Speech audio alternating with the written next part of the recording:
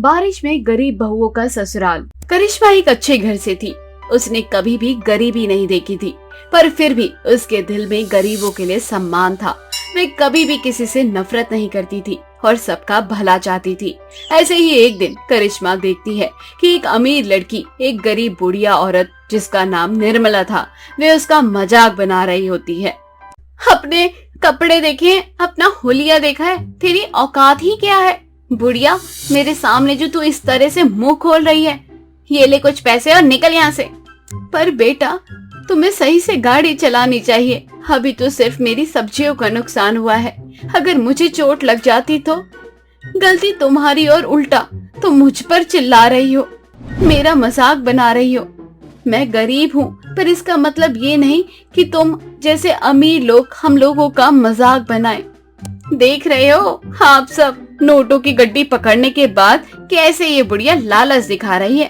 अरे तुम जैसे गरीबों को बहुत अच्छे से जानती हूँ।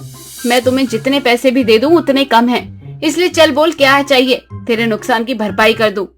उस लड़की की बढ़ती बदतमीजी को देखकर करिश्मा से रहा नहीं जाता और वे उस लड़की के पास आकर उससे कहती है, तुम्हें देखकर लगता है ना तुम्हारे माँ बाप ने तुम्हारी परवरिश सही से नहीं की, और तुम्हें अपनी अमीरी पर इतना ही घमंड है तो इस घमंड को जाकर बेच दो और कुछ पैसे मिल जाएंगे।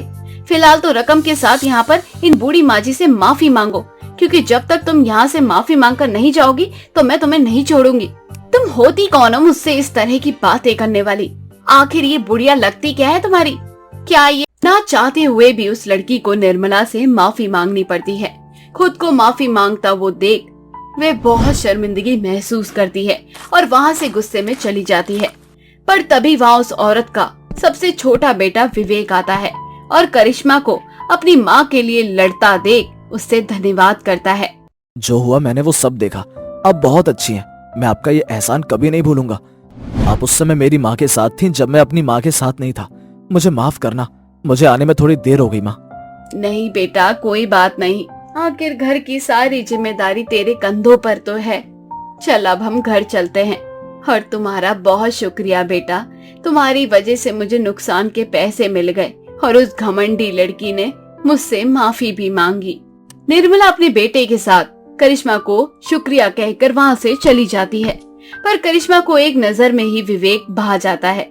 तो वहीं दूसरी ओर विवेक को भी करिश्मा बहुत पसंद आ चुकी थी। दोनों एक दूसरे से मिलना चाहते थे। इसी तरह से कुछ दिन बीत जाते हैं और एक दिन आखिरकार करिश्मा और विवेक की मुलाकात होती है, जहाँ विवेक पार्क में बहुत परेशान बैठा था। हाय, तुम कैसे हो? क्या तुमने मुझे पहचाना? याद हूँ मैं तुम्हें? अरे हाँ, तुम मुझे अच्छे से याद हो। भला मैं तुम्हें कैसे भूल सकता हूँ। वैसे तुम यहाँ इस पार्क में क्या कर रहे हो और बड़े परेशान नजर आ रहे हो? मेरी जिंदगी में तो परेशानियां ही परेशानियां हैं। बड़ी मुश्किल से एक नौकरी मिली थी, वो भी चली गई। वैसे मैंने और जगह अप्लाई करा है, उम्मीद है कि जल्दी नौकरी मिल जाएगी। वैसे तुम यहाँ क्या कर रही हो?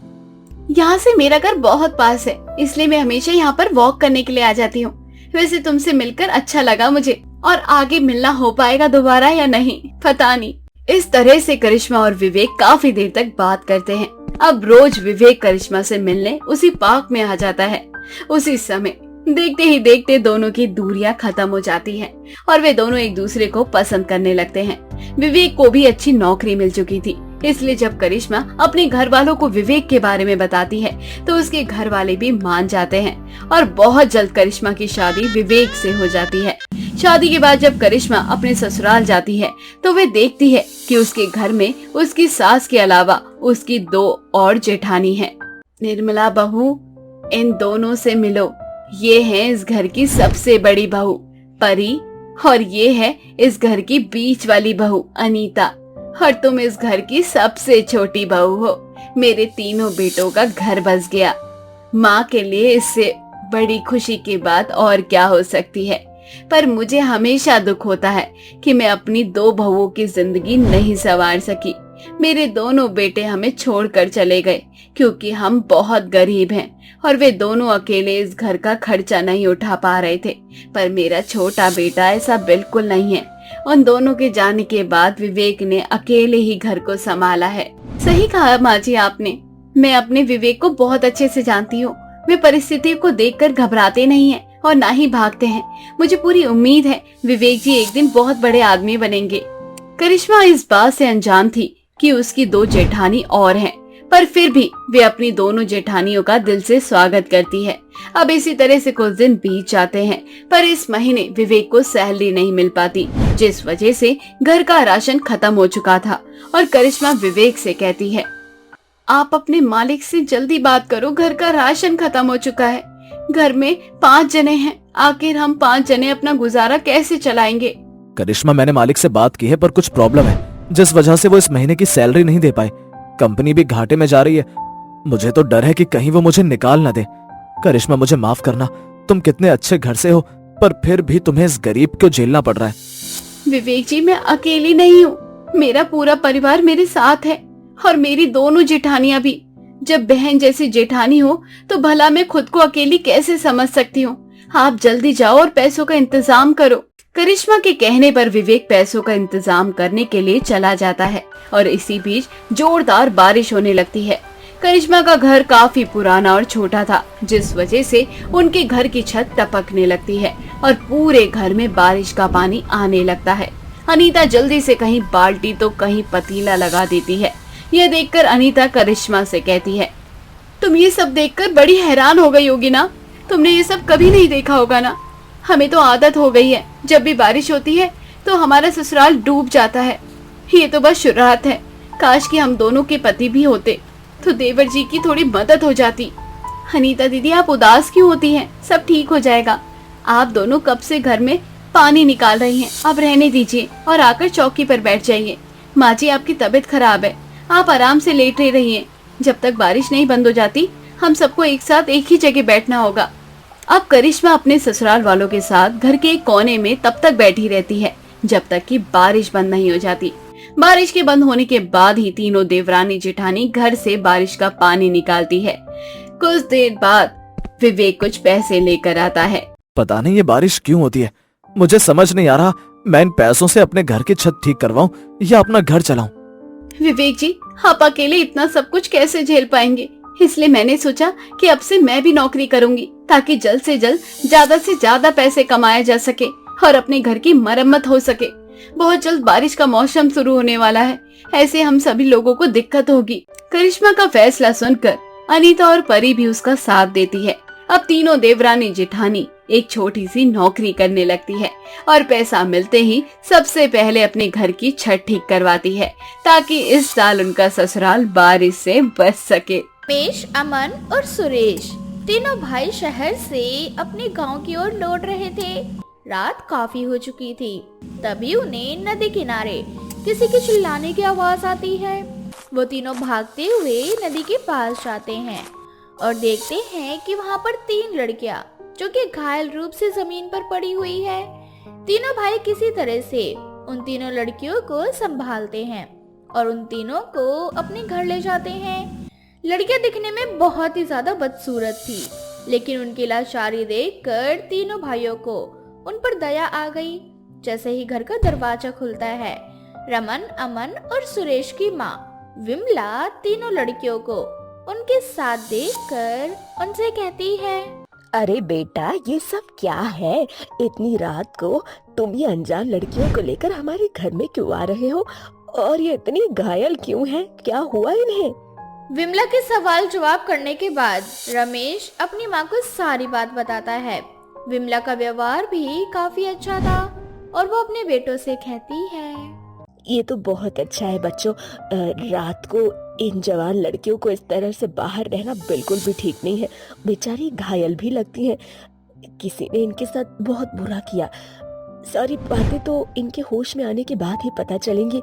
फिलहाल के लिए अंदर ले आओ इनको।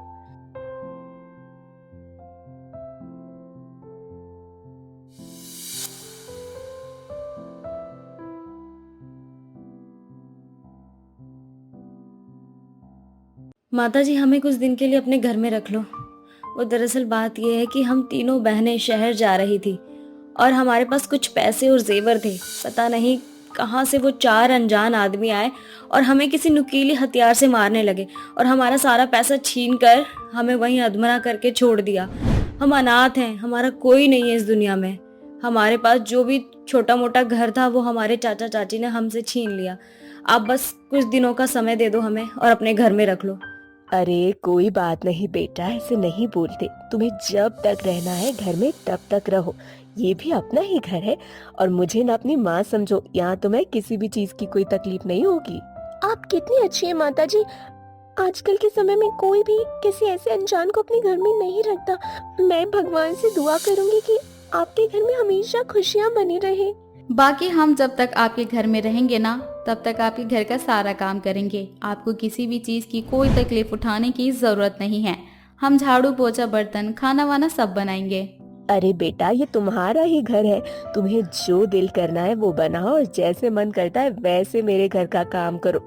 वैसे भी मैं बूढ़ी हो गई हूँ ना, तो मुझे काम करने में थोड़ी सी तकलीफ होती है। अब तुम तीनों अगर मेरे साथ रहने लगोगी तो मेरा हाथ भी बढ़ जाएगा। ऐसे ही विमला तीनों लड़कियों को अपने घर में ही रख लेती है।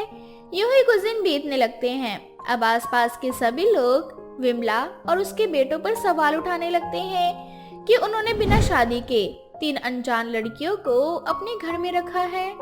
ऐसी बिगड़ती स्थिति को देखते हुए विमला अपने तीनों बेटों से कहती है, बच्चों, मुझे ऐसा लगता है कि तुम सभी को आपस में ही शादी कर लेनी चाहिए, क्योंकि समाज तुम्हारे रिश्ते को शर्मसार कर रहा है। और मुझे ऐसा लगता है कि शादी ही ऐसा बंधन है जिस पर कोई उंगली नहीं उठा सकता। इसीलिए मैं चाहती हूँ कि मेरे तीनों बेटे अनामिका, ज्योति और सुप्रिया से शादी कर ले। कम से कम इन बच्चों को भी एक परिवार मिल जाएगा, मुझे बहुएं मिल जाएंगी। ये तीनों बहुत ही ज्यादा गुणी हैं। पर माँ, ये लोग दिखने में कितनी बदसूरत हैं, इनसे शादी कैसे हो सकती है हमारी? क्या यही सीख दिया मैंने बेटा? सुंदरता इंसान के मन से होती है, ना कि बाहर के रंग रूप और ढंग से। तुम खुद सोचो, जब से ये तीनों लड़कियां हमारे घर आई हैं तब से हमारे घर में कितना खुशनुमा माहौल हो गया है। हर तरफ चहल पहल रहती है और ये व्यवहार से कितनी अच्छी है। मुझे हमेशा आराम करने के लिए कहती हैं, आए दिन तो मेरी सेवा करती हैं, और क्या चाहिए। आपने बिल्कुल सही बोला माँ, मैं शादी के लिए तैयार हूँ, मुझे कोई दिक्कत नहीं है, मैं शादी कर लूंगा।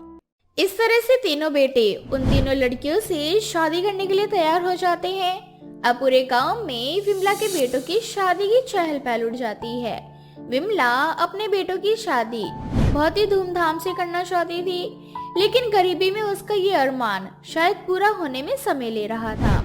वह बहुत ही ज्यादा परेशान थी।